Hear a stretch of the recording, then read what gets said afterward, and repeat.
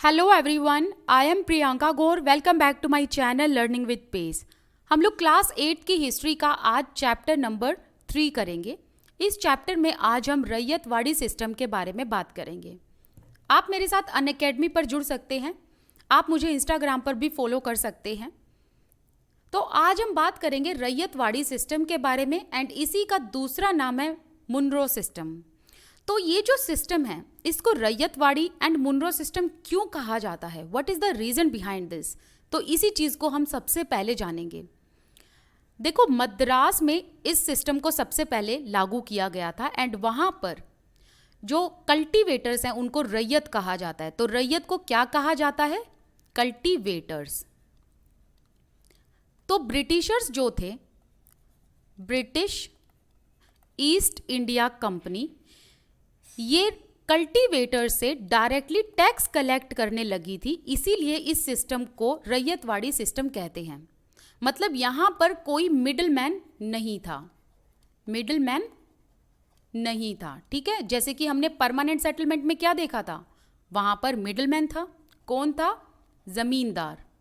ठीक है, लेकिन रैयतवाड़ी सिस्टम में हम क्या देख रहे हैं कि कोई मिडलमैन नहीं होता। तो यहां पर कल्टीवेटर से डायरेक्टली टैक्स कलेक्ट किया जाता है ब्रिटिश ईस्ट इंडिया कंपनी के थ्रू।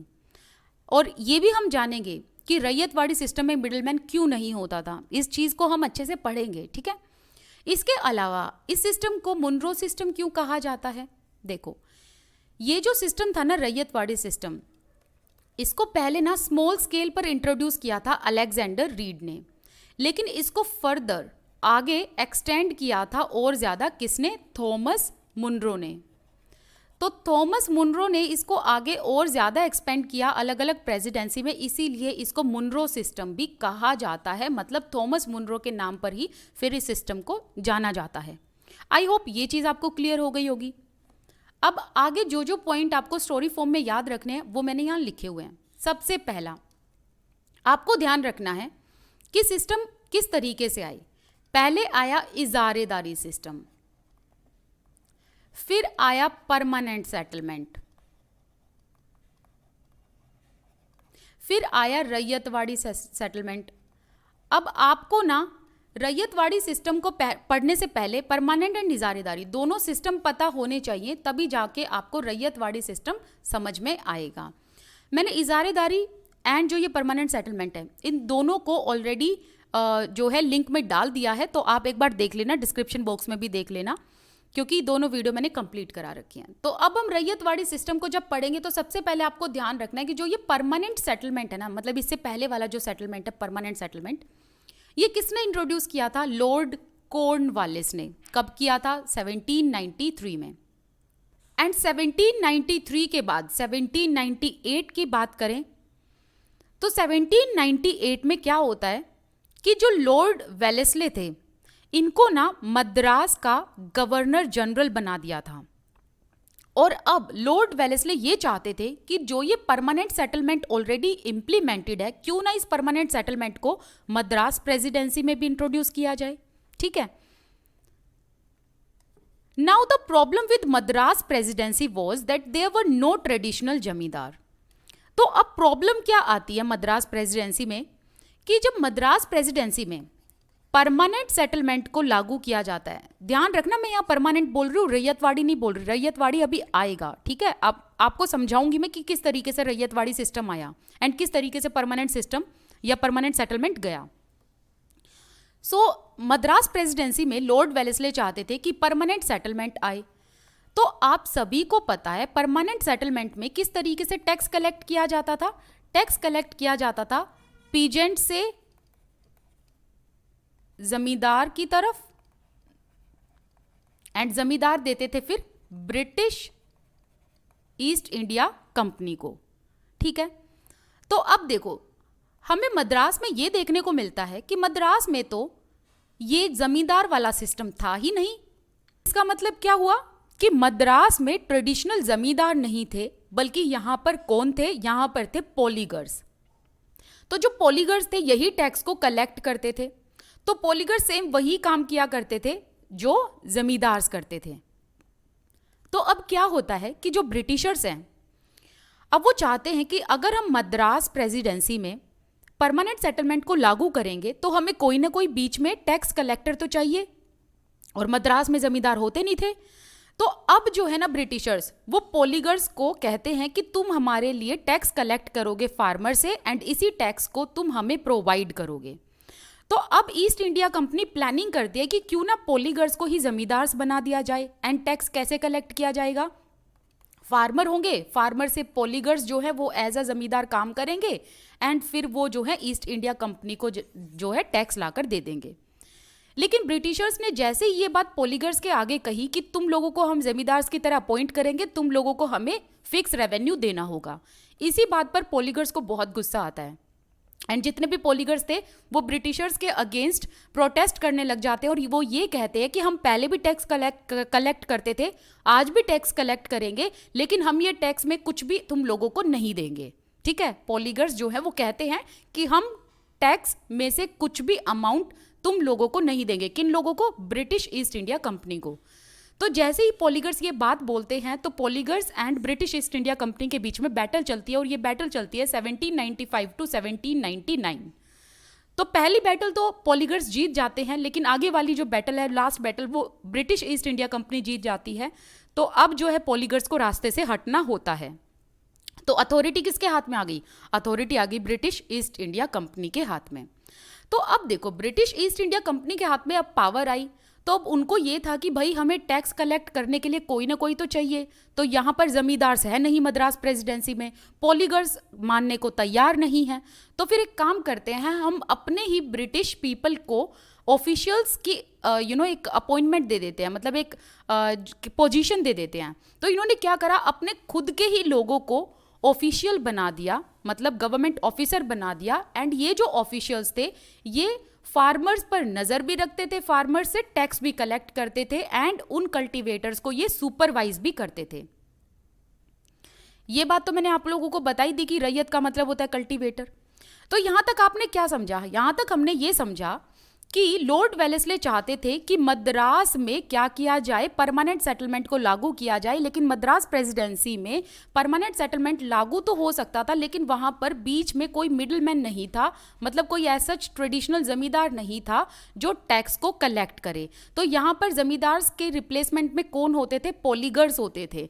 तो अब ब्रिटिशर्स चाहते हैं कि सिंस मद्रास प्रेसिडेंसी में जमींदार नहीं है तो क्यों ना इन पोलीगर्स को ही हम जमींदारी दे दें एंड ये पोलीगर्स टैक्स कलेक्ट करेंगे फार्मर से एंड इसमें से फिक्स रेवेन्यू वो किसको देंगे? ब्रिटिश ईस्ट इंडिया कंपनी को। लेकिन जैसे ही ब्रिटिशर्स ये बात पोलीगर्स को बोलते हैं, वैसे ही पोलीगर्स जो हैं क्या कहते हैं कि हम टैक्स में से कुछ भी अमाउंट तुम लोगों को नहीं देंगे। और इससे होता ये है कि दोनों के बीच में वॉर छिड़ जाती है, पोलीगर्स हार जाते हैं, ब्रिटिश ईस्ट इंडिया कंपनी जीत जाती है। तो अब ब्रिटिश ईस्ट इंडिया कंपनी क्या करती है? वो अपने खुद के ही लोगों को क्या बना देती है? ऑफिशियल बना देती है एंड उनको पोजीशन दे देती है कि वो कल्टीवेटर्स पर सुपरवाइज भी करेंगे एंड उनसे टैक्स भी कलेक्ट करेंगे एंड उसी टैक्स को फिर वो ब्रिटिश ईस्ट इंडिया कंपनी को लाकर देंगे। तो यहां पर हमें यह दिख रहा है कि जो ये अभी तक चल रहा है सेटलमेंट, इसमें ईस्ट इंडिया कंपनी जो है वो क्या कर रही है? कल्टीवेटर से डायरेक्टली टैक्स कलेक्ट कर रही है। और यहीं से नाम आता है रैयतवाड़ी सिस्टम, कि जब British East India company directly cultivator से टैक्स कलेक्ट कर रही है and that's why this system is known as ryotwari system. इसके अलावा रैयतवाड़ी सिस्टम आने का एक और रीजन था, पोलीगर्स तो रीजन था ही, इसके अलावा एक और रीजन था। 19th सेंचुरी में हमें यह भी देखने को मिलता है कि जो मार्केट प्राइसेस हैं वो बहुत ही हाई हो जाता है, इसके अलावा कल्टीवेशन एक्सपेंड हो जाता है। तो इस टाइम पर जो ब्रिटिश गवर्नमेंट थी उनको ये लगता है कि भाई जो परमानेंट सेटलमेंट है ना, इसमें तो हमें फिक्स अमाउंट मिल रहा है। इसके अलावा अगर पेजेंट की बात करें तो पेजेंट्स के पास भी पैसा आ रहा है, जमींदार के पास भी पैसा आ रहा है, मतलब जितने भी मिडल मैन है। क्यों? क्योंकि कल्टीवेशन बढ़ रहा है तो इनका रेवेन्यू बढ़ रहा है, लेकिन हमारे पास तो फिक्स अमाउंट आ रहा है। तो इसीलिए ना जो ब्रिटिश गवर्नमेंट थी वो चाहती थी कि अब ऐसा सेटलमेंट आए जिसमें पीरियोडिकली रेवेन्यू को रिवाइज किया जाए। इसीलिए भी वो परमानेंट सेटलमेंट को खत्म करना चाहते थे, क्योंकि परमानेंट सेटलमेंट में जो है ब्रिटिश गवर्नमेंट के पास रेवेन्यू इंक्रीज नहीं हो रहा था, बल्कि एक फिक्स अमाउंट में आ रहा था।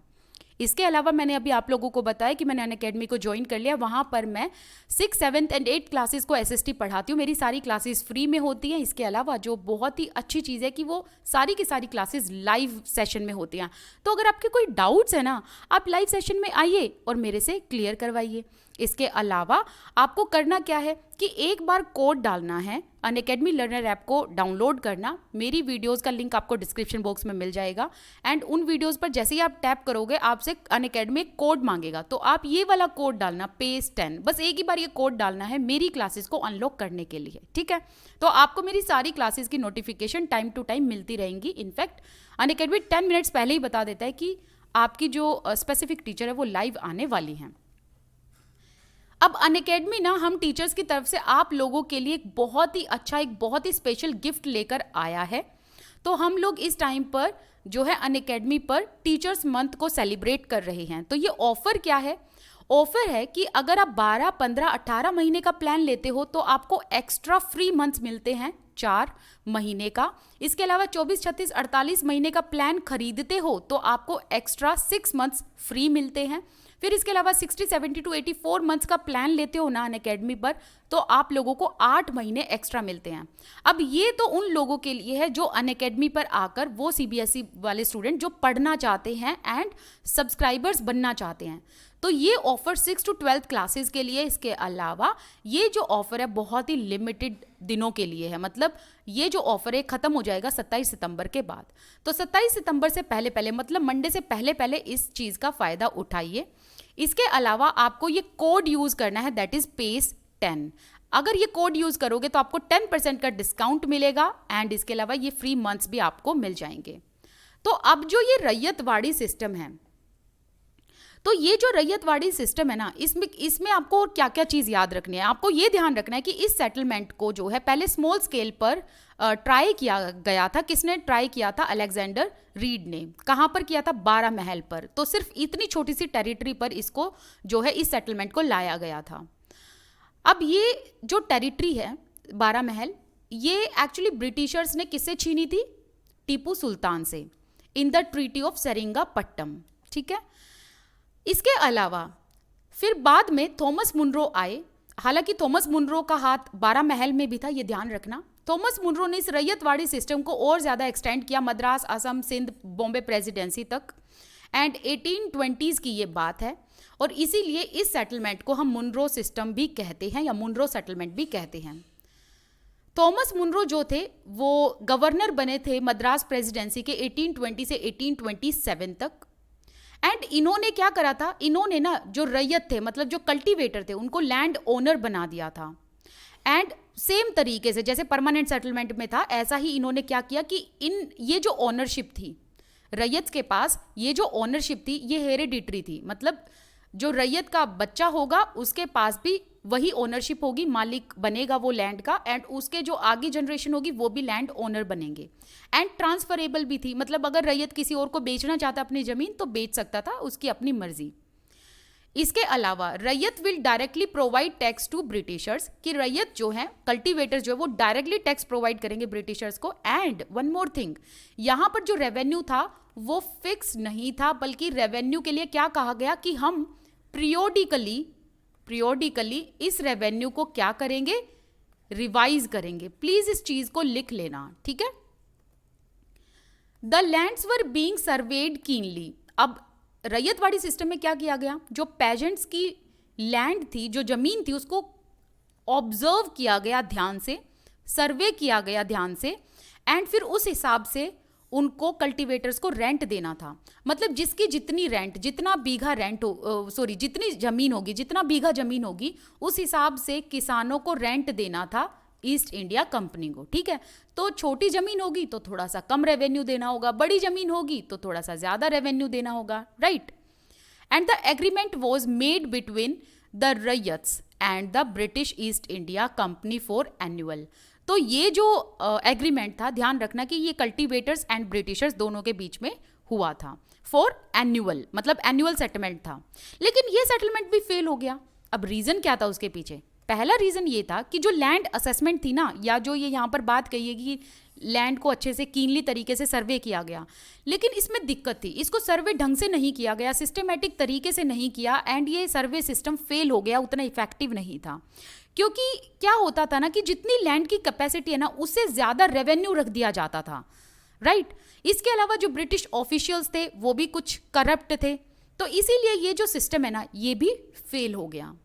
अब इसके बाद एक और सिस्टम आता है, उसका नाम आप मुझे कमेंट सेक्शन में बताएंगे कि वो कौन सा सेटलमेंट है या कौन सा सिस्टम है, जिसको हम नेक्स्ट वीडियो में पढ़ेंगे। इसके अलावा आप मेरे साथ अनअकैडमी पर जुड़ना बिल्कुल मत भूलना। आपको जो है ये वाला कोड डालना है मेरी सारी की सारी अपकमिंग क्लासेस को अनलॉक करने के लिए। ये वीडियो कैसी लगी मुझे कमेंट सेक्शन में जरूर बताइएगा। This side Priyanka Gaur, I wish you all the best, keep learning, thank you so much for watching this video, bye bye.